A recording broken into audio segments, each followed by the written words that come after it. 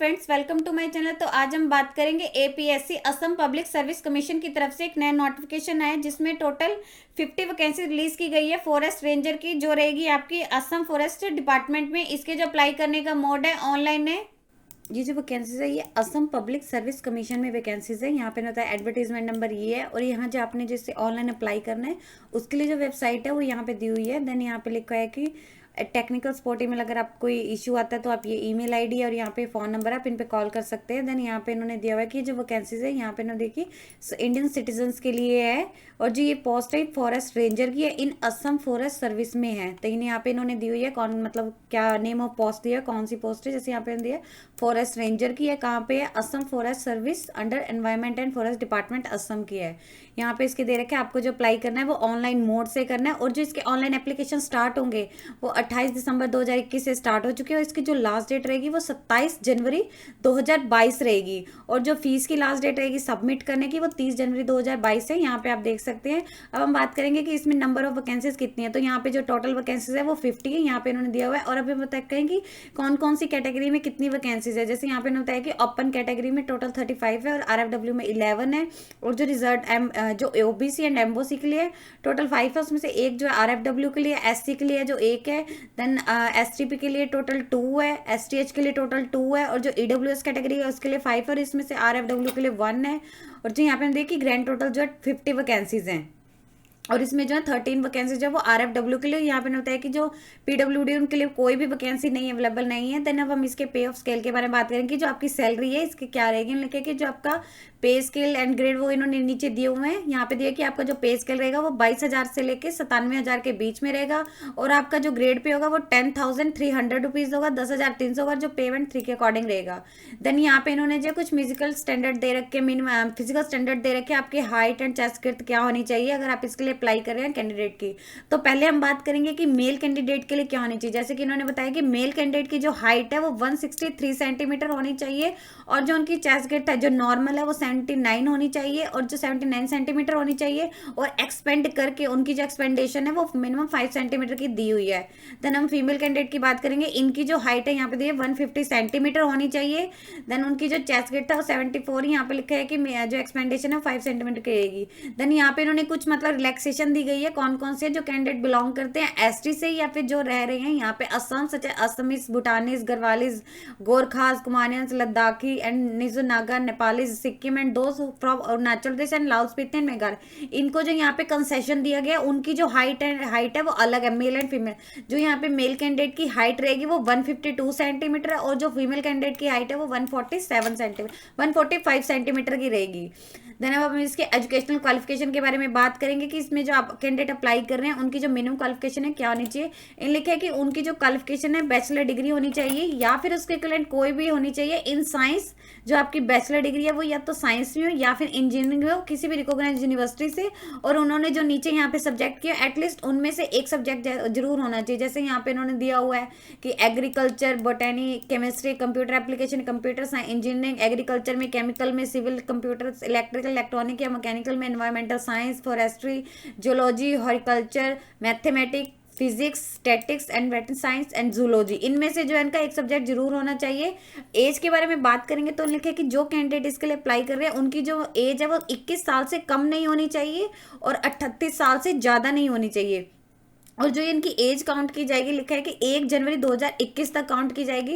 Relaxation के लिए बात करेंगे तो जो 5 ईयर्स की रिलैक्सेशन है वो एससी, एसटी एंड एसटीएच वालों की रहेगी जो असम के हैं, ये सिर्फ उन्हीं को रिलैक्सेशन रहेगी।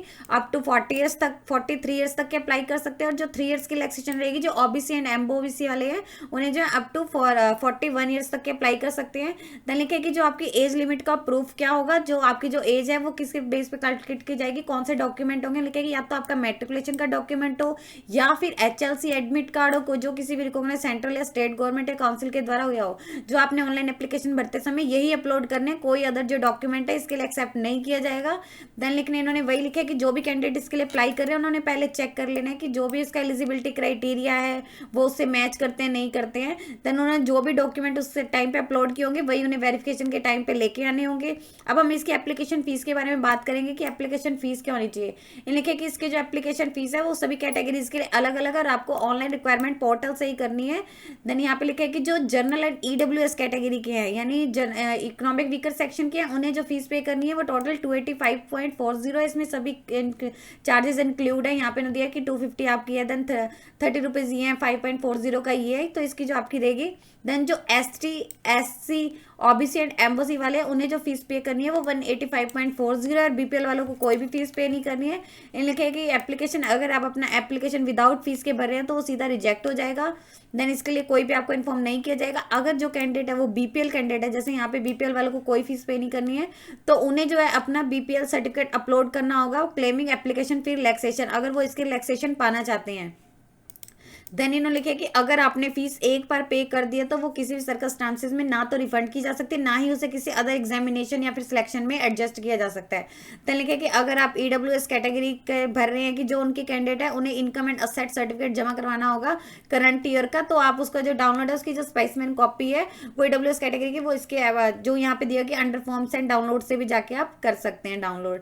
देन यहाँ पे लिखा है कि SC ST एंड OBC अगर उन्होंने कोई भी ऐसी क्लेम करना चाहते हैं कि हम इस कैटेगरी से उन्हें बेनिफिट चाहिए तो लिखा है कि दे मस्ट अपलोड सर्टिफिकेट का है, जो भी इनका सर्टिफिकेट है वो इन डिपॉजिट करवाना होगा। और ये जो रिलैक्सेशन है सिर्फ असम के जो है उन्हीं के ही रहेगी। तो लिखा है कि जो आपका सर्टिफिकेट है मस्ट बी ऑब्टेन, आपने जो ऑनलाइन एप्लीकेशन के कर लेना चाहिए जब भी इसकी लास्ट डेट है उससे पहले पहले आपने कर देना है, क्रिएट वगैरह कर देने हैं। देन अगर नहीं हो पाते इसके रिगार्डिंग कोई भी ऐसा नहीं इशू किया जाएगा। देन यहाँ पे लिखा है कि कैसे अप्लाई करना है।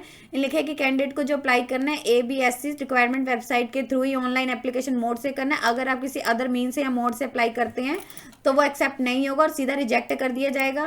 देन लिखा है कि कैंडिडेट ने जिन्होंने अभी मतलब रजिस्टर्ड नहीं किया, फर्स्ट उनको रजिस्ट्रेशन ही करिए, तो लिखा है कि ऑनलाइन पोर्टल ऑफ ABSC यहाँ पे जाके जो उन्हें पहले रजिस्टर करना पड़ेगा, रजिस्टर्ड देमसेल्फ करना है। यहाँ पे उनका रजिस्टर्ड हेयर का ऑप्शन आएगा, वहाँ पे जाके रजिस्टर करेंगे। तो लिखा है कि कैंडिडेट को एडवाइस की जाती है कि वो रजिस्टर करने से पहले उनके पास एक वैलिड एंड एक्टिव एक ईमेल आईडी होनी चाहिए, क्योंकि जो भी इससे कॉरेस्पॉन्डेंस मेल है वो सभी कुछ उनके ईमेल आईडी पे ही आएंगे। देन यहाँ पे लिखा है कि आफ्टर क्रिएटिंग है, जब उन्होंने एक बार क्रिएट कर लेना उन्हें रजिस्ट्रेशन आईडी एंड पासवर्ड मिल जाएगा तो उन्हें अपनी आईडी में लॉगिन करना होगा। देन लिखे कि वहाँ पे उनकी आ जाएगी कि हाँ लाइव एडवर्टीजमेंट आ जाएगी।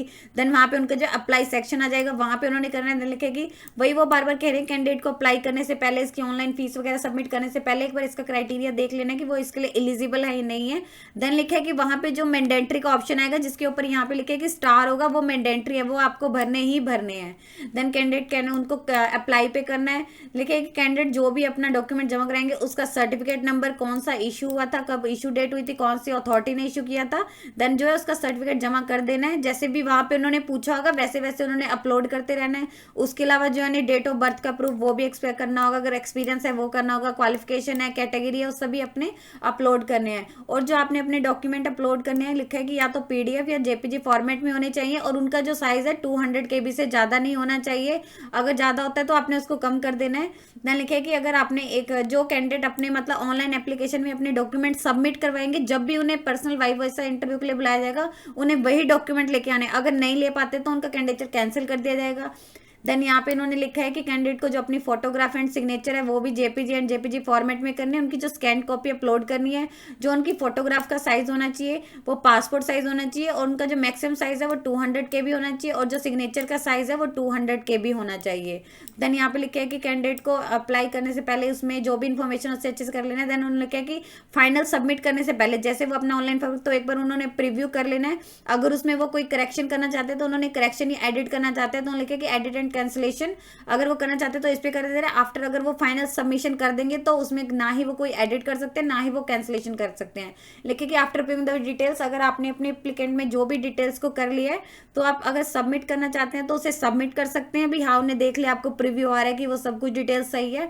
अदरवाइज अगर नहीं लग रहा है तो आप कैंसिल कर सकते हैं बिफोर फाइनल सबमिट करने से पहले। अगर एक बार आपने फाइनल सबमिट कर दिया तो कोई चेंजेस नहीं होगा। देन लिखे कि आपको जो भी अपना वो पूरा प्रोसेस कंप्लीट करेंगे तो आपको जो है फीस वाले उसमें आ जाएगा। वहाँ पे आप लिखे कैंडिडेट को अपनी एक बार फीस पे कर दी, वही है कि रिफंड नहीं किया जा सकता। इन फेलियर अगर कोई आ गया तो उन्हें वैलिडेट पेमेंट का उन्होंने देख लेना है। जो अगर उनकी फीस वगैरह पे हो जाती है तो बैंक जो है ऑटोमेटिकली 5-7 दिनों में उनकी फीस वगैरह पेमेंट कर वो वापस रिफंड कर देगा। ये है कि फीस उन्होंने पे करनी है, यहाँ पे वही दिया हुआ है, सब कुछ वही है। फाइनल सबमिट हो जाएगा। देन लिखे कैंडिडेट को जो अपना एडवाइस दी जाती है जो उन्हें फाइनल सबमिट करे एडवांस विदाउट ने कि अपनी जो जो है कि लास्ट डेट का वेट ना करें, एट लास्ट टाइम रश को मतलब वो करने के लिए वो पहले ही अप्लाई कर दे। देन यहाँ पे लिखे कि अगर आपको कोई पेमेंट से रिलेटेड इशू आता है तो यहाँ पे उन्होंने नंबर दे रखे हैं, टेलीफोनिक नंबर, इस पे कॉल कर सकते हैं 10 बजे से 6 बजे के बीच में वर्किंग डेज में। यहाँ पे हेल्प डेस्क दे रखा है, ईमेल आईडी यहाँ पे आपने करना है, submit a tick, then payment related क्या क्या आएगा सबमिट आपने कर देनी है टिकट वगैरह रेज करके। देन यहाँ पे दे रखी है कॉन्टैक्ट ईमेल आईडी दे रखी है, अगर आपको कोई अदर इशू है एप्लीकेशन फॉर्म से तो आप इस ईमेल आईडी पे कर सकते हैं मेल, एंड यहाँ पे कॉन्टैक्ट नंबर दिया हुआ है 10 से 5 बजे के बीच में आप वर्किंग डेज में कभी भी कॉल कर सकते हैं। देन यहाँ पे इन्होंने कुछ दिया हुआ है कि इंश्योर करने से पहले आपने इसका एलिजिबिलिटी क्राइटेरिया देख लेना है कि वो उसे मीट करता है नहीं करता। देन यहाँ पे लिखा है कि क्या होगा, पहले आपका रिटन टेस्ट होगा, देन वॉकिंग टेस्ट होगा, देन मेडिकल एग्जामिनेशन इंटरव्यू होता है, तो आपको सभी क्लियर करने हैं। देन क्या कि कोई भी अगर कैंडिडेचर को कैंसिल करना चाहता है, एक बार उन्होंने सबमिट कर दिया और उसके रिगार्डिंग वो कोई भी चेंज करना चाहता है वो नहीं होगा। अगर कैंडिडेट ने उसमें गलत वो करी है, अपनी जो डिटेल्स है इनकरेक्ट या रॉन्ग भरी है, तो उनका कैंडिडेचर कैंसिल कर दिया जाएगा। और कैंडिडेट को जब भी उन्हें स्क्रीनिंग, रिटन टेस्ट या वाइफ वॉइस के लिए बुलाया जाएगा तो उन्हें एक अपना आइडेंटिटी प्रूफ लेके आना होगा, या तो पैन कार्ड या ड्राइविंग लाइसेंस या पासपोर्ट या current ID card issued by educational institute या वोटर आईडी कार्ड या आधार कार्ड। जब भी उन्हें बुलाया जाएगा तो उन्हें वहां पे लेके ही आना होगा। देन इनकी जो भी उन्हें चाहिए वो इसके ऑफिशियल वेबसाइट पे चेक कर सकते हैं। देन वही सब कुछ है। यहाँ पे लिखा है कि कौन कौन से डॉक्यूमेंट आपको लेके आने होंगे जब भी आपको इंटरव्यू के लिए बुलाया जाएगा। लिखा है कि आपको ऑनलाइन एप्लीकेशन की एक तो हार्ड कॉपी लेके आनी होगी। देन यहाँ पे लिखा है ओरिजिनल डॉक्यूमेंट लेके आएंगे, सेल्फ अटेस्टेड ओरिजिनल डॉक्यूमेंट के साथ जो एक सेट होगा उनका सेल्फ अटेस्टेड कॉपीज का रखना है अपना। Then other with the intimation letter, और आपका इंटरव्यू जो भी एडमिट कार्ड होगा वो तो होगा ही होगा एट द टाइम। फर्स्ट तो इन्होंने लिखा है आपका मैट्रिकुलेशन का या 10th स्टैंडर्ड या HLC एडमिट कार्ड या पास सर्टिफिकेट होना चाहिए जो आपका डेट ऑफ बर्थ का प्रूफ है। देन सेकंड आपका होगा एग्जामिनेशन की आपकी मार्कशीट आएंगी मैट्रिकुलेशन से लेके फ्रॉम HLC से लेके देन जब तक जाओ जो भी आपकी हायर एजुकेशन है। इसके बाद आपका डिप्लोमा डिग्री किया जाएंगी सारी की सारी आपने लिख देनी है, मार्कशीट सेमेस्टर वाइज जितनी भी रहेंगी। देन अगर आपने कोई एक्सपीरियंस है तो वो आपने यहाँ पे लिख देना। अगर आपका कोई कास्ट सर्टिफिकेट, अगर आपने कोई कैटेगरी में भरा है कि हम इस कैटेगरी, तो उसका सर्टिफिकेट दिया जाएगा। अगर आपने कोई EWS कैटेगरी या BPL का भरा है तो उसका सर्टिफिकेट आ जाएगा जैसा भी उन्होंने दिया। अगर आप कहीं पे गवर्नमेंट, इन्होंने लिखा है कि अगर आप कहीं रेगुलर गवर्नमेंट सर्विस में वर्किंग है तो लिखा है कि आप वेदर इन परमानेंट, चाहे वो परमानेंट हो या टेम्परेरी हो, तो उन्हें यहाँ पे लिखा है कि सबमिट डिक्लेरेशन सबमिट करना होगा कि उन्होंने अपने हेड को, अपने हेड ऑफ ऑफिस या डिपार्टमेंट को मतलब रिटर्न में लिख के दे दिया कि वो इस पोस्ट के लिए अप्लाई कर रहे हैं, तो उसका भी एक प्रूफ होगा। देन लिखे कि कैंडिडेट को एक यहाँ पे डिक्लेरेशन फॉर्म A भरना होगा रिलेटेड टू यहाँ पे असम पब्लिक सर्विस कमीशन से, कि हाँ उसमें डाउनलोड जो आप इसके वहां से जाके डाउनलोड कर सकते हैं। देन अगर आपने कोई अदर डॉक्यूमेंट्री प्रूफ है वो आपने जो भी उसमें क्लेम किया होगा वो भरना होगा। देन ये लिखा है कि आपने जो एक बार ऑनलाइन अपने पोर्टल में डेट ऑफ बर्थ भर दी है उसको आप बाद में चेंज नहीं कर सकते। यहाँ पे लिखा है कोई आप चेंज नहीं कर सकते हैं। और जो डॉक्यूमेंट है या तो आपका HLC का होगा या क्लास 10th का मैट्रिकुलेशन का होगा, इसके अलावा कोई और प्रूफ नहीं लिया जाएगा। देन कैंडिडेट को दी जाती है जो भी अपनी वो इन्फॉर्मेशन वगैरह भरे उसमें सही भरे, क्योंकि कोई भी ऐसा मिसमैच नहीं होना चाहिए। देन लिखा है कि मेथड ऑफ सिलेक्शन क्या होगा। फर्स्ट इन्होंने लिखा है कि आपका रिटन टेस्ट होगा, टोटल 600 मार्क्स का होगा, यानी आपके टोटल उसमें 4 पेपर होंगे जिसमें जनरल इंग्लिश के होंगे, उसमें एसे एंड प्रोसेसिंग राइटिंग होगा, कॉन्वेंटल ऐसे टाइप होगा, 100 मार्क्स का होगा, 3 घंटे की ड्यूरेशन रहेगी।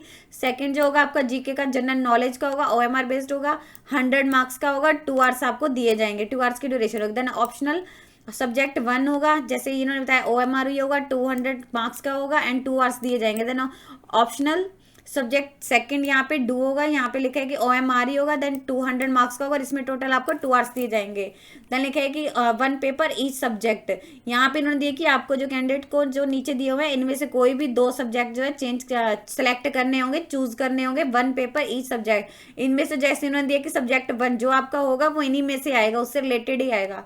जैसे सपोज करो आपने एक फॉरेस्ट्री कर दिया, देन सेकंड यहाँ पे दिया हुआ है मैथमेटिक कर दिया, तो आपका जो एग्जाम है इसी के आएगा। देन लिखे कि take more than 1 subject of the following group, इनमें से आपने जो है एक से ज्यादा नहीं लेने, यहाँ पे इन्होंने दिए हुए हैं। देन लिखे कैंडिडेट को जो भी इसका रिटन एग्जाम क्लियर कर लेगा उसे जो है इसको एक वॉकिंग टेस्ट क्लियर करना होगा, 25 किलोमीटर होगा मेल कैंडिडेट के लिए, और जो फीमेल कैंडिडेट होंगे उन्हें जो 16 किलोमीटर की जो है दौड़ इन्हें दी जाएगी, वॉकिंग होगी, जस्ट विद इन 4 आवर्स में कंप्लीट करनी होगी। डिस्टेंस लिखा है कि जो उन्हें कवर करना है बाय मेडिकल एग्जामिनेशन के द्वारा। अगर वो इसको क्लियर कर लेते हैं तो उन्हें जो है इंटरव्यू के लिए बुलाया जाएगा।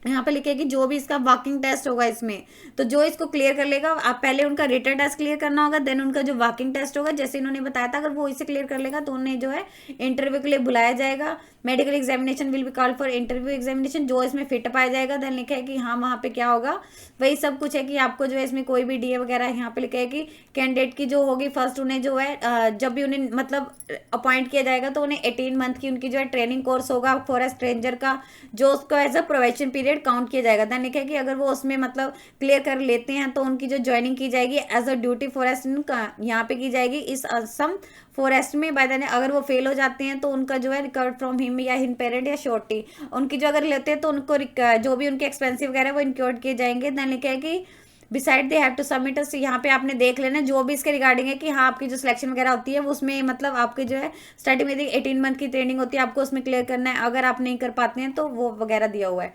देन यहाँ पे आपका जो एग्जामिनेशन होगा सेंटर वो लिखे कि गुवाहाटी में होगा। देन लिखे कि अगर कैंडिडेट की जो लिस्ट है अगर उन्हें कहीं पे वैलिडली रिजेक्टेड है वो इसकी अवेलेबल होगी, इस पोर्टल पे होगी, showing ground of rejected in due causes, कि उनके क्यों है वो इसकी ऑफिशियल वेबसाइट पे ही आएगी अगर उनके रिजेक्शन होने की जो लिस्ट है। यदि आपको इससे रिलेटेड और अधिक जानकारी चाहिए तो आप इसके ऑफिशियल वेबसाइट पर जाकर चेक कर सकते हैं, जिसका लिंक मैं आपको डिस्क्रिप्शन बॉक्स में डाल दूंगी। यदि आपकी इस वीडियो से रिलेटेड कोई भी क्वेरी है तो आप हमें कमेंट सेक्शन में लिख के बता सकते हैं।